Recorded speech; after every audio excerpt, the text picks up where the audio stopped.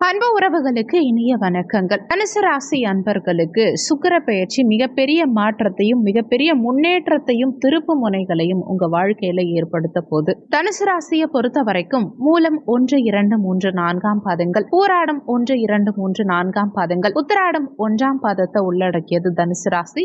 தனுசு ராசிக்கு அதிபதி குரு பகவான். வீடியோல சொல்லக்கூடிய பலன்கள் ஆண் பெண் இருபாலருக்கும் பொருந்தக்கூடிய பலன்கள். கலத்தர காரகன்னு போற்றப்படக்கூடிய சுக்கிர பகவான் மீன ராசியில உச்சபலம் பெற்று சஞ்சாரம் செய்கிறார். 28/1/2025 அன்னைக்கு இந்த சுக்கிர பெயர்ச்சி உச்ச பெயர்ச்சி நிகழ்வு. கிட்டத்தட்ட 80 நாட்களுக்கு, அதாவது ஏப்ரல் மாதம் வரைக்கும் இதே மீன ராசியில தான் சுக்கிரன் பலமா சஞ்சாரம் செய்ய போறார். அவர் தனிச்சு இல்லாம ராகுவோட இணைந்திருக்கிறது கூடுதல் விசேஷம். இன்னொன்னு, இந்த மாதத்துல புதனும் இங்க நீச்சமாக போறார். நீச்ச புதனோட உச்ச சுக்கிரன் இணைந்திருக்கக்கூடிய அமைப்பு நீச்ச பங்க ராஜயோகம். இந்த நீச்ச பங்க ராஜயோகத்தின் பலனும் இந்த காலகட்டத்துல உங்களுக்கு முழுமையா கிடைக்க போகுது.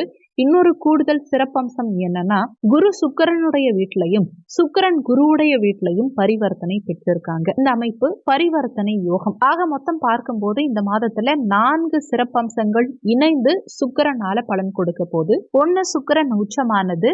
2வது ராகுவோட இணைந்த அமைப்பு. 3வது நீச்ச புதனோட இணைந்து நீச்சபங்க ராஜயோகத்தோட இருக்கிற அமைப்பு. 4வது குருவோட சுக்கிரன் பரிவர்த்தனை பெற்றிருப்பது. ஒரு ஜாதகத்துல சுக்கிரன் மட்டும் பலம் அமைஞ்சுட்டா அவங்களுக்கு சமுதாயத்துல மதிப்பு, மரியாதை, பெயர், புகழ், செல்வம், செல்வாக்கு, சொத்து சேர்க்கை, வாகன யோகம், நல்ல திருமண வாழ்க்கை, நினைத்ததை முடிக்கக்கூடிய அமைப்பு, இப்படி சகலமும் கிடைக்கும். ஓப்பனா சொல்லணும்னா ஜனவரி 28ஆம் தேதியிலிருந்து ஆல்மோஸ்ட் மே மாதம் வரைக்கும் உங்களுக்கு இந்த சுக்கிரனால யோக பலன்கள் மட்டுமே கிடைக்க போகுதுங்கிறது தான் உண்மை. எதிர்பாராத தன வருமானம், வண்டி வாகன யோகம், இடம் பூமி மனை வாங்குற யோகம், அசையும் அசையா சொத்து சேர்க்கை, வீடு கட்டுற யோகம், இது எல்லாத்தையும் சுக்கிரன் இந்த காலகட்டத்துல உங்களுக்கு கொடுக்க போறார். தனுசு ராசி என்பர்களுக்கு சுகஸ்தானத்துல சுக்கிரன் உச்சமாக போறார். பொதுவா சுகஸ்தானத்துல சுகபோக காரகனான சுக்கிரன் உச்சமாறது ரொம்ப விசேஷம். கேந்திரத்துல சுக்கிரன் உச்சமாறது ரொம்ப நல்ல பலன்களை கொடுக்கும். அதே நேரத்துல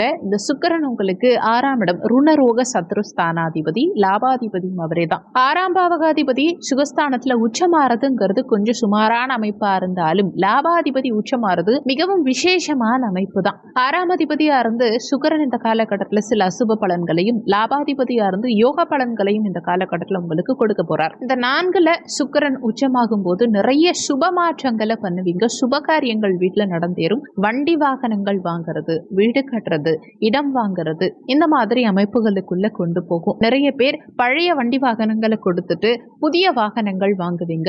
ஒரு சிலர் லோன் போட்டு புதுசா வண்டி வாகனங்கள் வாங்குவீங்க. ஒரு சிலர் கடன் வாங்கி சுப விரயங்கள் பண்ணுவீங்க. அதே மாதிரி வீடு கட்டுறதுக்கு ஸ்டார்ட் பண்றது, வீடு கட்ட லோன் போட்டீங்கன்னா அந்த லோனை அடைக்கிறதுக்கு உண்டான வழிமுறைகள் இந்த காலகட்டத்தில் பண்ணுவீங்க. ஒரு சிலர் வீட்டை, ஏற்கனவே இருக்க வீட்டை அலங்காரம் பண்றதுக்காக விரயங்கள், சுப விரயங்கள் பண்ணுவீங்க. ஒரு சிலர் வீட்டை ஆல்ட்ரேட் பண்ணுவீங்க. ஒரு சிலர் ஆல்ரெடி இருக்க வீட்டை விட்டுட்டு வேற ஒரு வீட்டுக்கு ஷிஃப்ட் ஆகுறது. ஆனா இதுல ஒரு சில நெகட்டிவ்ஸும் இருக்கு. என்னன்னா, இங்க சுக்கிரன் தனிச்சு இல்லாம ராகு ஏற்கனவே இங்க சஞ்சாரம் செஞ்சுட்டு இருக்கார். அதுலயும் மார்ச் 29ஆம் தேதிக்கு பிறகு சனியும் இங்க இணைவு பெற போறார். இன்னொன்னு, மார்ச் மாதத்துல சுக்கிரன் வக்ரமாக போறார். இதுவும் கொஞ்சம் சுமாரான பலன்களை தான் கொடுக்கும். ராகுவோட இணைந்த சுக்கிரன் ஒரு விஷயத்தை சிம்பிளா முடிக்க விட மாட்டார். எதையுமே கொஞ்சம் எக்ஸ்பாண்டபிளா கொண்டு போகும். பெருசா ஆசைப்பட வைக்கும், பெருசா கடன் வாங்க வைக்கும். நீங்க சின்னதா ஒரு விஷயம் பிளான் பண்ணுவீங்க, ஆனா அது பெருசா போய் முடியும். நீங்க ஒரு 1000 ரூபாய் இன்வெஸ்ட்மெண்ட் பண்ணணும்னு நினைப்பீங்க, ஆனா இன்னும் கொஞ்சம் இன்வெஸ்ட்மெண்ட் பண்ணலாம், இன்னும் கொஞ்சம் இன்வெஸ்ட்மெண்ட் பண்ணலாம், கொஞ்சம் பெருசா பிளான் பண்ணலாம் அப்படின்னு யோசிச்சு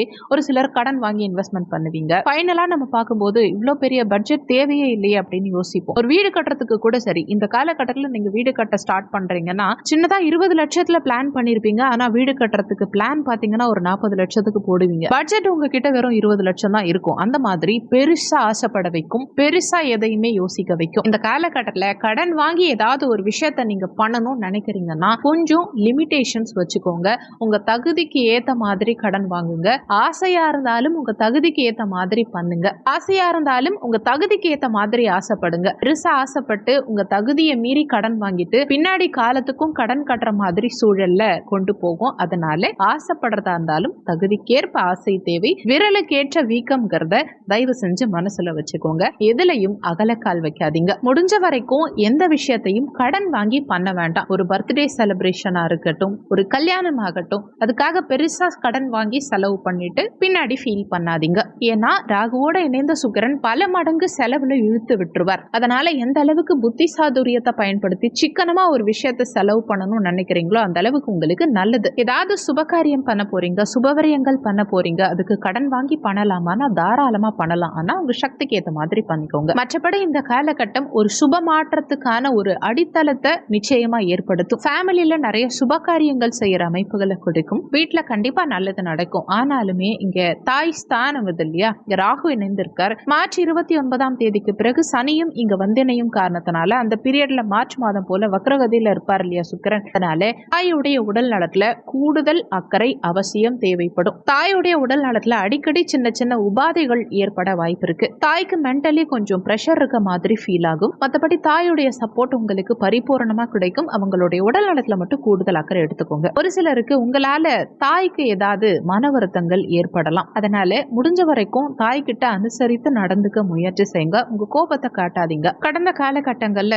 ஒரு அன்கம்ஃபர்டபுளான சிச்சுவேஷன்ஸ் ஒரு சிலருக்கு இருந்திருக்கும். நம்ம இருக்கிற இடத்துல ஒரு அன்கம்ஃபர்டபுள் சிச்சுவேஷன் இருந்திருக்கும். பிடிக்காத இடத்துல கடமையான ஏதோ ஒரு விஷயத்துக்காக நம்ம அங்க போய் லாக் ஆகியிருக்க மாதிரி ஒரு சூழலை கொடுத்திருக்கும். சிம்பிளா சொல்லணும்னா நமக்கு செட்டே ஆகாத இடத்துல கடந்த காலகட்டத்தில் நம்ம டிராவல் பண்ணியிருப்போம். ஆனா இங்க சுக்கிரன் உச்சமாறதுனால எல்லாத்தையும் நமக்கு கம்ஃபர்டபுளா கன்வெர்ட் பண்ணி கொடுக்கும். இனிமே ஒரு சேஃப் ஜோன்ல நீங்க டிராவல் பண்ணுவீங்க. இன்னொன்னு சுகஸ்தானாதிபதி 6ஆம் பாவகத்திலையும் 6ஆம் பாவகாதிபதி சுகஸ்தானத்திலையும் பரிவர்த்தனை பெற்று பரிவர்த்தனை யோகத்தோட இருக்காங்க இல்லையா. அப்போ கண்டிப்பா கடன் வாங்கி ஏதாவது சுப மாற்றங்கள் பண்றதுக்கு முயற்சி பண்ணுவோம். அதுல எந்தவித மாற்று கருத்தும் இல்லை. இருந்தாலும் 6ஆம் அதிபதி 4ஆம் பாவகத்துல இருக்கிறதுனால தாயுடைய உடல் நலத்துல கூடுதல் அக்கறை கண்டிப்பா தேவை. இந்த காலகட்டத்துல லாபாதிபதி சுகஸ்தானத்துல உச்சமாறாரு இல்லையா. இப்போ பணம் சம்பாதிக்கணும், லைஃப்ல பெரிய ஆளா வரணும், நல்ல முன்னுக்கு வரணும், அப்படி சிந்தனை ஓட்டங்கள் பொருளாதாரம் சார்ந்த வகையிலேயே இருக்கும். சம்பாதிக்கிறது சம்பந்தமான எண்ண ஓட்டங்கள் அதிகம் இருக்கும். வீடு இல்லாதவங்களுக்கு வீடு கட்டணுங்கிற எண்ணம் வரும். இடம் இல்லாதவங்களுக்கு இடம் வாங்கணுங்கிற எண்ணம் வரும். லாபாதிபதி உச்சமா இருக்கிறதுனால பணம் சம்பாதிக்கிறதுக்கு என்னென்ன முயற்சிகள் எல்லாம் எடுக்கணுமோ அந்த முயற்சிகள் எல்லாம் எடுப்போம். அதுவும் முயற்சி ஸ்தானத்துல முயற்சி ஸ்தானாதிபதி சனி ஆட்சி பலம் பெற்று உட்கார்ந்து இருக்காரு இல்லையா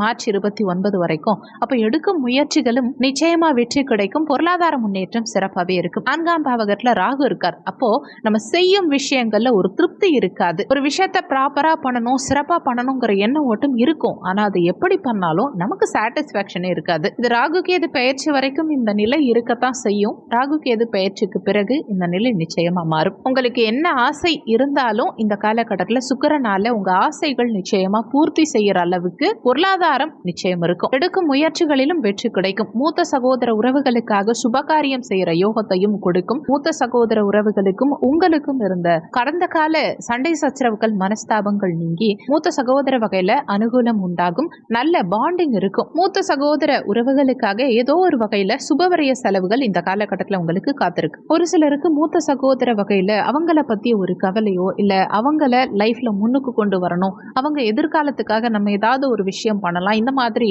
ஏதோ ஒரு தாட்டுங்கிறது மூத்த சகோதர வகையில உங்க மைண்ட்ல இருந்துட்டே இருக்கும். ஆனா ராகுவோட இணைந்த சுக்கிரன்கிறதுனால மூத்த சகோதர உறவுகள் வழியில அவங்களுடைய உடல்நலம் சார்ந்த விஷயத்திலையும் சற்று அக்கறை எடுத்துக்கணும். மற்றபடி பெருசா மைனஸ் ஒன்றும் இல்லை. இன்னொன்னு லாபாதிபதி உச்சமாகி தொழில் ஸ்தானத்தை பார்க்கிறார் தன்னுடைய சமசப்தமா பார்வையா. இங்க ஏற்கனவே கேது இருக்கார். புதனுடைய வீட்டுல கேது இருக்கிறதே விசேஷம். 10ஆம் பாவகத்துல பாவகிரகம் இருக்கிறது விசேஷம். உச்ச கிரகம் அதுவும் லாபாதிபதி உச்சமடைந்து இந்த கேதுவை பார்க்கறதும் விசேஷம். ஏற்கனவே குருவும் இந்த கேதுவை பார்த்து சுபத்துவம் அடைகிறார் கேது. ஆக மொத்தம் பார்க்கும் போது இந்த ஜீவனஸ்தானம் தொழில் ஸ்தானம் 10ஆம் பாவகம் ரொம்பவே சுபத்துவம் அடையுது. இவ்வளவு நாளா நிச்சயமா தொழில் ஸ்தானம் கொஞ்சம் வீக்கா வீக்கா தான் இருந்துச்சு. ஆனா இப்போ தொழில் ஸ்தானம் மிகவும் பலமா இருக்கும் காரணத்தினால தொழில் உத்தியோகத்துல மிகப்பெரிய முன்னேற்றம் இருக்கும். சொந்த தொழில் பண்றவங்களுக்கு நல்ல லாபங்கள் இந்த காலகட்டத்துல பெருகும். அதே மாதிரி ஏற்கனவே வேலை இல்லாம புதிய வேலை வாய்ப்புக்காக காத்துக்கிட்டு இருக்கக்கூடிய தனுசு ராசி அன்பர்களுக்கும் புதிய வேலை வாய்ப்பு கிடைக்கும். இங்க எதிர்பார்த்ததை விட நல்ல சம்பளத்தோட நல்ல ஒரு சேஃப் ஜோன்ல இருக்கக்கூடிய சிறப்பான உத்தியோக வாய்ப்புகள் இந்த காலகட்டத்துல கிடைக்கும். நீண்ட காலமா இடமாற்றத்துக்காக காத்துக்கிட்டு இருக்கவங்களுக்கும் பாசிட்டிவான இடமாற்றம் இருக்கும். சம்பள உயர்வு இருக்கும். ஓன் பிசினஸ் பண்றவங்களுக்கு தொழில அபிவிருத்தி செய்யறதுக்கான யோகம் பிறக்கும். தொழில் வகையில கடந்த காலகட்டங்கள்ல இருந்த டல்னஸ் நீங்கி ஒரு மந்தத்தன்மை நீங்கி தொழில் சிறப்பா முன்னேற்றகரமான நிலையில போகும். அடுத்து தொழில இன்வெஸ்ட்மெண்ட் பண்ணணுங்கிற ஐடியா இருந்தா